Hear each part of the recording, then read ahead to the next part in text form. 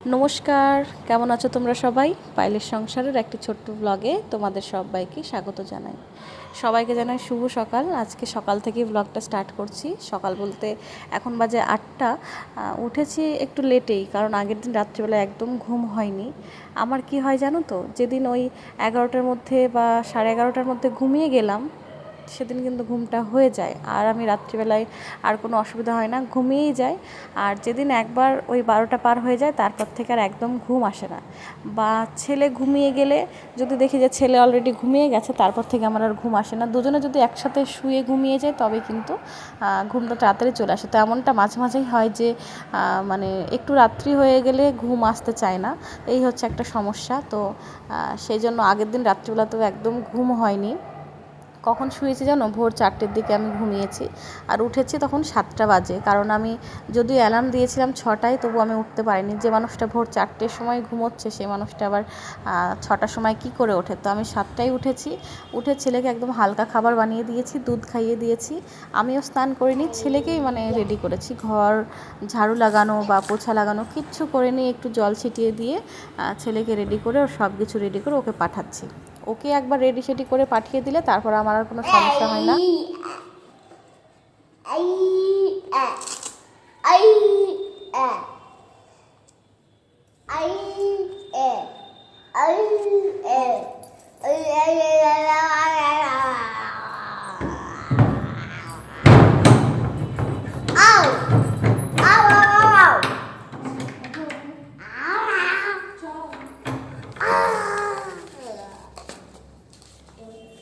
এই যে ওকে স্কুলে রেখে আসলাম, তারপর কিন্তু ঘরে চলে এসেছি। সঙ্গে সঙ্গে একটু লেট করিনি, কারণ স্কুলে এখন প্রচণ্ড ভিড়, কিছু কাজকাম হয়তো চলছে। তো এসে সঙ্গে সঙ্গে আমি ঘরের অন্য কাজ না করে আমি চলে গেছিলাম ছাদে জামা কাপড় কাচতে। আর এই যে সমস্যা দেখছো, হাতে লাল লাল হয়ে গেছে, এগুলো কি হয় বলো তো? যখনই জামা কাপড় কাচতে যাই, আমার হাতের ওই চামড়াগুলো উঠে যায়। মানে হাতের স্কিনটা এতটা পাতলা যে উঠে যায়, তারপর রক্ত বেরিয়ে যায়। মানে যখন স্কিনটা উঠে যায় তখন বেশ অনেকটা রক্ত বেরিয়ে যায়। তারপর থেকে আমি আর মানে কোনো কাজ করতে পারি না। দেখো 4-5 জায়গায় কিন্তু এরকম রক্ত বেরিয়ে গেছে। খুব অসুবিধা হয় আমার, মানে থালা বাসন ধুতে বা জলে হাত ধুতে। তারপরে 1-1.5 ঘন্টা মানে খুব কাজের অসুবিধা হয়। আর এই যে পেঁপেটা দেখছো, ভেবো না তোমাদেরকে দেখাচ্ছে। আসলে আমি ভিডিও ক্লিপটা নিয়ে রেখেছিলাম ছেলেকে দেখাবো বলে। তো ভিডিওটা এখানে যাই হোক অ্যাড হয়ে গেছে কোনো কারণে। তো কি হয়েছে বলো? এই যে সিড দেখছো না, ওর একটা বক্সে কোশ্চেন আছে যে কোন ফলের মধ্যে সো মেনি সিড, মানে অনেকগুলো সিড থাকে। ওই জন্য পাপায়াটাকে ভিডিও করে রেখেছি ওকে দেখাবো বলে।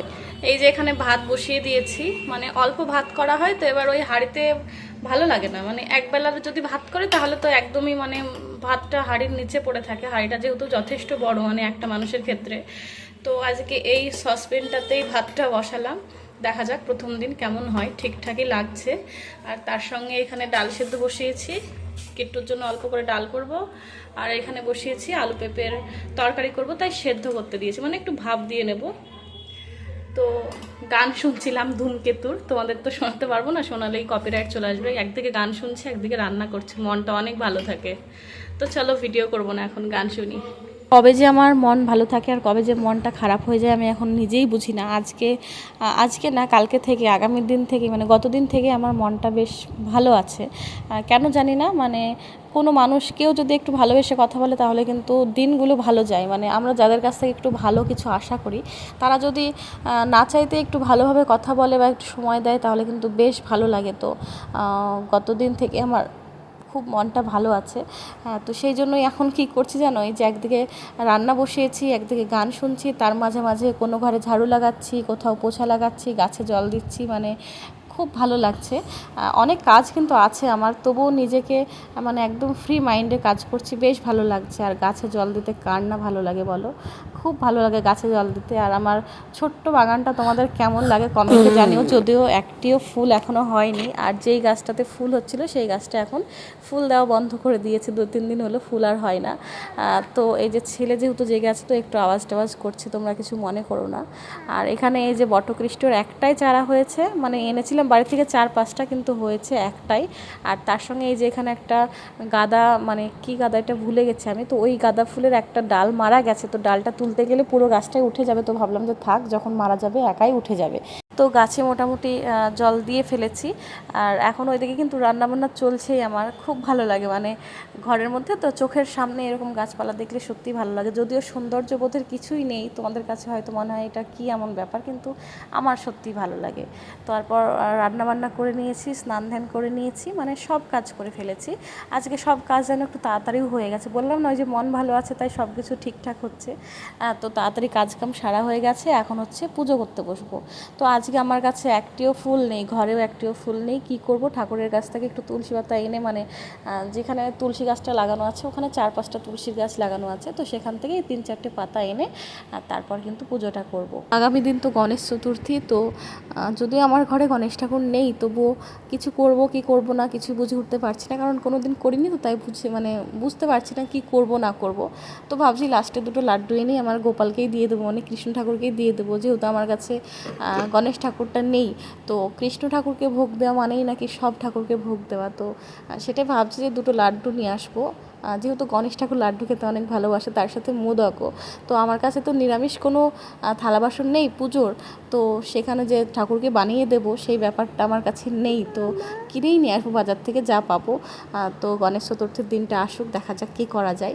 আর এই যে ঠাকুরকে গোটা ফল একটু চড়িয়ে দিলাম, কারণ আমি 2 বেলা ঠাকুরকে ভোগ লাগাই না, একবেলাই লাগাই, সন্ধ্যাবেলায় ভোগ লাগাই না। তো ঠাকুরের সামনে ফল ধুয়ে তার উপর তুলসী পাতা দিয়ে সবসময় 2টো ফল রেখে দিই, ঠাকুরের যখন মন চাইবে তখন খেয়ে নেবে। তো কিছুটা হাতে অনেকটাই সময় আছে এখন, তো ভাবলাম গীতাটা পড়ে নিই। তো গীতা পড়ে ছেলেকে কিন্তু আনতে চলে গেছিলাম।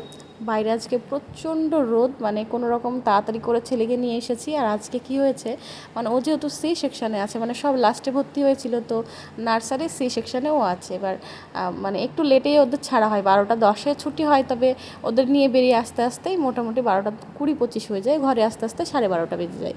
তো আজকে প্রথমেই সি সেকশনকে ছেড়ে দিয়েছে, তো খুব তাড়াতাড়ি ঘরে চলে এসেছে। এখন বাজছে 12টা 10। আমি কিন্তু 12টার সময় পৌঁছে গেছিলাম ওখানে। তো পৌঁছানোর 2-4 মিনিটের মধ্যেই কিন্তু ছেলেকে ছেড়ে দিয়েছে, তাড়াতাড়ি করে নিয়ে চলে এসেছে। একদিক দিয়ে ভালো হয়েছে, কারণ প্রচণ্ড রোদ গরম। আর এদিকে দেখো, বলি না, আমার ছেলের এই যে রং টং নিয়ে পাগল হয়ে গেছে, মানে সারাদিন কোথায় কোথায় রং করে বেড়াচ্ছে। এখন এই যে কাঠের গাড়িটার পিছনে পড়েছে। স্কুল থেকে এইমাত্র এসেছে, এসে হাত মুখ ধুয়ে শুধুমাত্র ড্রেসটা চেঞ্জ করিয়েছি, আর ততক্ষণে ও কালার নিয়ে বসে পড়েছে গাড়ি কালার করতে। আর কাঠের গাড়িটা সেই ছোট্টবেলায় আমার বাবা বানিয়ে দিয়েছিল।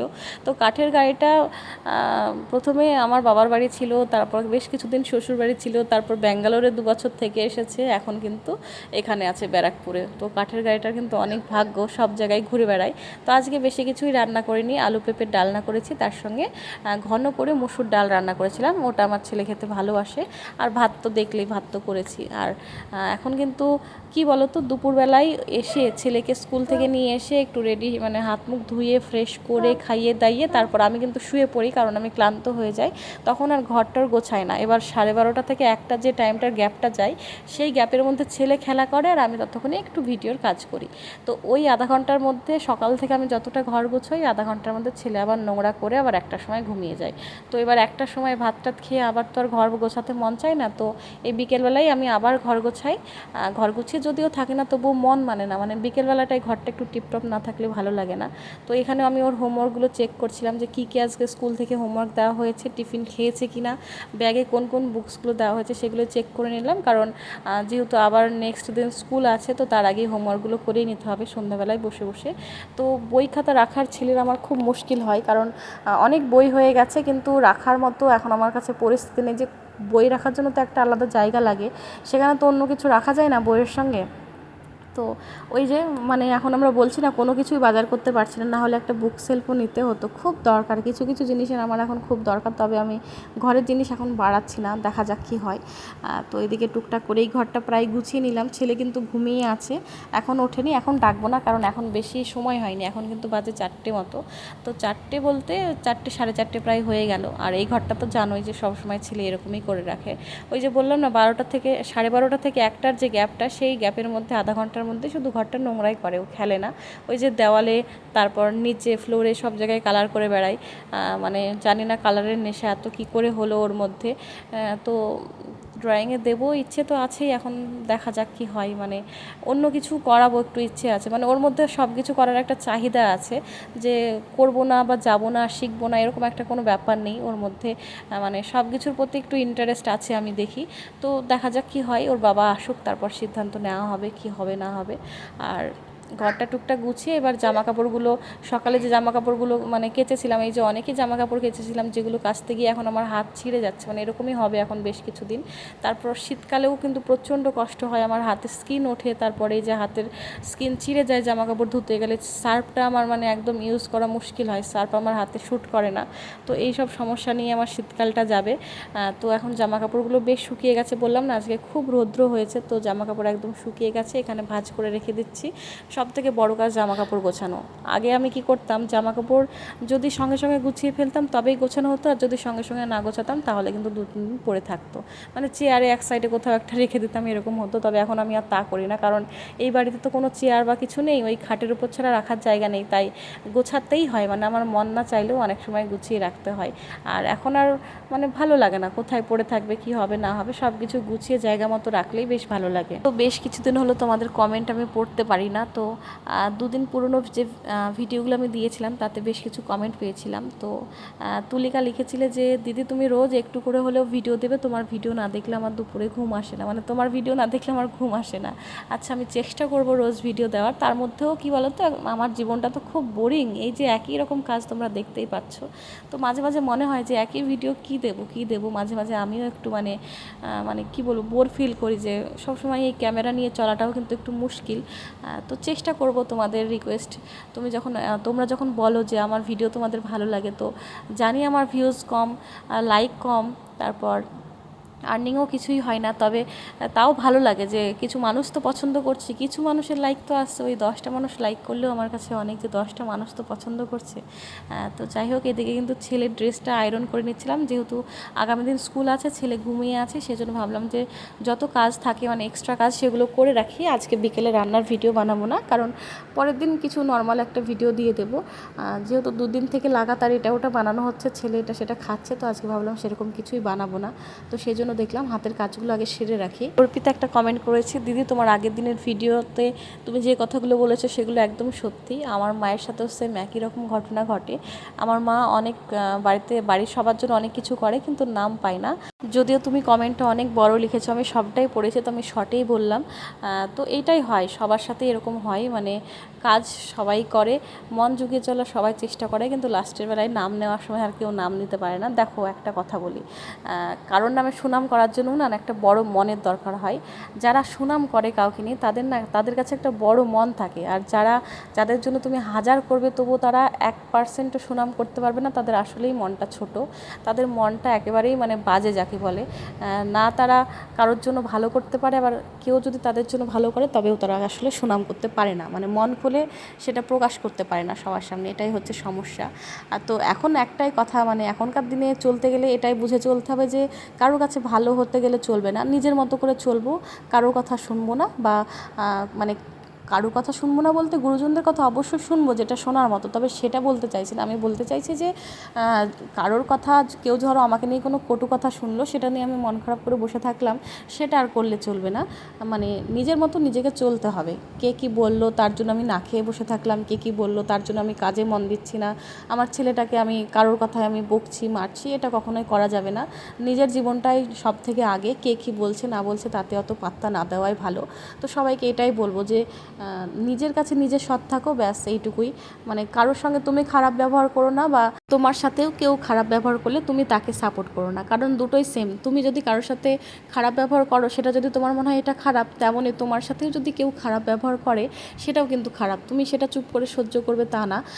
মানে প্রথম থেকেই এই ভাবনা চিন্তাটা মানে নিয়ে আসতে হবে যে চুপ করে থাকবো, সহ্য করবো না, এরকম ভাবনা চিন্তা নিয়ে চলতে গেলে জীবনে অনেকটা হেরে যাবে, মানে মানুষের কাছে সবসময় খারাপই হয়ে থাকবে। এইসব এইসব ভাবনা চিন্তা ছাড়তে হবে যে চুপ করে থাকবো, বসে থাকবো, কে কী বললো। না, কে কী বললো হয় কান করবে না, আর যদি মনে হয় যে খারাপ লাগছে শুনতে তো কথার ওপর কথার উত্তর দিয়ে দেবে, এটাই। তো কিট্টুকে অনেকক্ষণ থেকে আমি ডাকছিলাম, কিছুতেই ঘুম থেকে উঠছিল না। আর এই যে কাইটটা দেখতে পেয়েছে, ব্যাস এবার ঘুম থেকে উঠে যাবে। এবার কাইটের পিছনে অনেক রহস্য আছে। সেটা হলো, আমি যখন সকালবেলায় ছাদে জামা কাপড় মেলতে যাই তখন দেখলাম আমাদের ছাদে একটা কাইট মানে ঘুড়ি ছিঁড়ে এসে পড়ে আছে। তো তখন আমি ভাবলাম যে ঠিক আছে, কোন কার ঠিক নেই, আমি নিয়ে যাই, কিট্টুর দেখলে খুশি হবে। তো তখন কিন্তু আমি নিতে ভুলে গেছি, আসার সময় আর মনে নেই, নিয়ে আসতে ভুলে গেছি। এবার যখন জামা কাপড় তুলতে যাব তখন মোটামুটি দুপুরে 1টা বাজে, খুব রোদ গরম। কিট্টু আমার সঙ্গে গেছে, কারণ ওই ঘরে একা রেখে যেতে কেমন লাগে, কোথায় খাট থেকে পড়ে টরে যাবে, সেজন্য ওকেও আমি নিয়ে গেছি।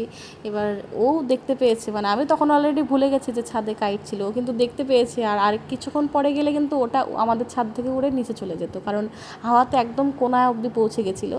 তো সেটা আমরা নিয়ে আসি, তারপর লুকিয়ে রেখেছিলাম কিট্টু যেন অতটাও মানে ধ্যান না দেয়, তাহলে দুপুরের ঘুমটা ঘুমোবে না। তো এখন আমি কাইটটা একটু সুতো মতো বেঁধে ওকে ঠিক করে দিয়েছি, এখন কিন্তু ও খুব খুশি হয়ে গেছে। এবার যাব আমরা ছাদে। তবে বলে না যে অন্যের জিনিসে না, মানে অন্যের জিনিস না নেওয়াই ভালো। তো আমাদের সাথেও এমনই একটা ঘটনা ঘটেছে আজকে, সেটা তোমাদের সাথে পরে শেয়ার করছি। তো ছেলেকে ঘুম থেকে উঠে একটু জল খাইয়ে দিলাম, মুখ টুক পরিষ্কার করে। এখনও কিছুই খাবে না, মানে ঘুম থেকে উঠে সঙ্গে সঙ্গে কিছুই খায় না। এখন বাজছে ধরো মোটামুটি 5:30 মতো। তো বললাম না আজকে রান্নার ভিডিও কিছু করব না, তো ভাবলাম ছেলেকে নিয়ে একটু ছাদে যাই, ও বেশ আনন্দ পাবে। আর আজকে রোদ ঝলমলের দিন ছিল, ছাদে কোনো রকম বৃষ্টির জল বা কিছুই জমে নেই, সব কিছু ঠিকঠাক আছে। তো একটা কলা ওকে নিয়ে এসে দিয়েছিলাম যে ও খাক, কারণ একদম ঘুম থেকে উঠে খালি মুখে খেলাধুলো করবে, কতক্ষণ খেলবে তার তো ঠিক নেই। একটা কলা খেয়ে নিক, পেটটা একটু মানে ঠান্ডা হবে। তো ছাদে এসে দেখছি তখনও হালকা রোদ আছে, মানে রোদের তাপ নেই, তবে রোদটা যাই হোক আছে। আর এই যে দেখো হালকা রোদ এখনও আছে। আর এই যে আম গাছটা দেখতে পাও, আমার ঘরের ভেতর থেকে যে আম গাছটা তোমরা দেখতে পাও, এই যে সেই আম গাছটা, বাইরেই কিন্তু অনেকটা বড় আম গাছ। আর আমের সিজনে কিন্তু প্রচুর আম হয়, আর এখন কিন্তু নতুন পাতা বেরোচ্ছে। আর এইসব আবহাওয়া দেখেই কেমন একটা দুর্গা পুজো পুজো ভাব লাগছে, মানে নিজের মন থেকেই খুব খুশি লাগছে। দেখো আবহাওয়াটা কত সুন্দর, আকাশটা কত সুন্দর দেখো। আর আমি কিন্তু আকাশটা দেখানোর জন্য জুম করছিলাম না, আমি করছিলাম ওই যে দেখো কেউ কাইট ওড়াচ্ছে। আসলে ওখানে হয়তো কোনো ফিল্ড বা পার্কটার কাছে যেখানে বাচ্চারা মানে ঘুড়ি ওড়ায়, তো সেখান থেকেই উড়ে আমার মনে হয় এখানে এসেছে। তো যাই হোক, সেটা কিট্টু পেয়ে গেছে, মানে কিট্টু বলতে আমি পেয়ে গেছি। যদিও আমার মানে খারাপ লাগছিল যে যার ছিঁড়ে উড়ে চলে এসেছে তার জন্য খারাপ লাগছিল, কিন্তু ঠিক আছে, চলে এসেছে যখন তাহলে তো আর কিছু করার নেই। আমি তো জানছি না কার জিনিস, তো ছেলেকে নিয়ে এখানে খেলা করব বেশ কিছুক্ষণ। আর যেটা বলছিলাম যে অন্যের জিনিস কখনোই নিতে হয় না। তো বেশ অনেকক্ষণ তোমরা দেখবে ভিডিওতে, বেশ অনেকক্ষণ কিট্টুকে নিয়ে খেলছিলাম। প্রথমের দিকে কিট্টু একেবারেই পারছিল না, কারণ ওর একটা অভ্যাস নেই, অতটা অভ্যাস নেই। আর যখন ব্যাঙ্গালোরে ছিলাম তখনও এইভাবেই উড়ে এসে একটা কাইট আমাদের বেলকনিতে আটকে গেছিলো। তো কার কাইট আমরা মানে সামনেই রেখে দিয়েছিলাম, কিন্তু কারোর খোঁজ হয়নি। তারপর থেকে কিট্টু টুকটাক ঘরের মধ্যে খেলা করতো। তো তখন সেভাবেও ওড়াতে পারতো না, কীভাবে ওড়াতে হয় সেটাও জানতো না, শুধু ও মানে কাইট, এটা কাইট খেলতে হবে এরকমই ভাবনা চিন্তা ওর ছিল। তারপর কি হলো, অনেকক্ষণ ধরে ঘুড়িটা ওড়াতে ওড়াতে আমিও বুঝলাম যে এটা হাওয়ার বিপরীত দিকে ওড়াতে হবে, তবে বেশ সুন্দরভাবে উড়বে। তো এই যে দেখো টুকটাক ও এখন মোটামুটি পারছিল। আর আমি কিন্তু কি করছিলাম, ওকে তখন উল্টো দিক থেকে কাইটটা উল্টো দিক থেকে ছুঁড়ে দিচ্ছিলাম যে তুই দৌড়ে চলে যা, আমি উড়িয়ে দিচ্ছি।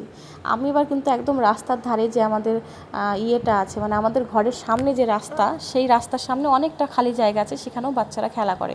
এবার আমি যেহেতু বলছি বাবু এইভাবে যা ওইভাবে যা, বা ঘুড়িটা ছিঁড়ে যাবে ঠিক কর, তখন নিচে থেকে অনেকগুলো বাচ্চা শুনতে পেয়েছে। বাচ্চা বলতে বেশ বড়, হয়তো 5-6-এ পড়বে, অনেকটাই বড় তারা এবার আমাকে দেখতে পেয়ে বলছে আন্টি আন্টি ওপরে কি একটা কাইট উড়ে এসেছে।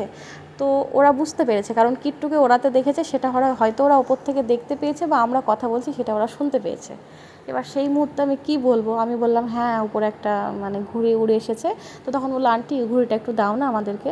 তো আমি বললাম যে তুমি 10 মিনিট দাঁড়াও, আমি দিচ্ছি, আমার ছেলে তো খেলতে শুরু করেছে, সঙ্গে সঙ্গে কেড়ে নিলে তখন কান্না শুরু করে দেবে। তো তারপরে আমার খুব খারাপ লাগলো যে না থাক, অন্যের জিনিস। তারপর ছেলেকে সঙ্গে সঙ্গে আমি বোঝালাম যে বাবু এটা তোমার না, তুমি এক কাজ করো, তুমি এইটা ভাইয়াগুলোকে দিয়ে এসো, তারপর হচ্ছে আমি তোমার জন্য নতুন কাইট এনে দেবো, বা কাউকে দিয়ে আনিয়ে নেবো, এরকম ওকে কথা বলে। তো সেটা বুঝে যায়, বুঝে গিয়ে এই যে এতক্ষণও খেলছিল, তারপর ওই ব্যাপারটা ঘটে। তারপর বুঝে গিয়ে ওকে কিন্তু আমি মানে নিচে গিয়ে দিয়ে আসি, বাচ্চাগুলোকে দিয়ে আসে, ওই দিয়ে আসে, তারপর থেকে কিন্তু ও খুব কাঁদাকাটি শুরু করে দেয়। তো দেখা যাক পরের দিন যদি স্কুল থেকে আসার সময়, মানে সামনের বাজারে সাধারণত আমি দেখিনি, তবে যদি পাই তো সামনেই নিয়ে আসবো, মানে আগামী দিনে নিয়ে আসবো।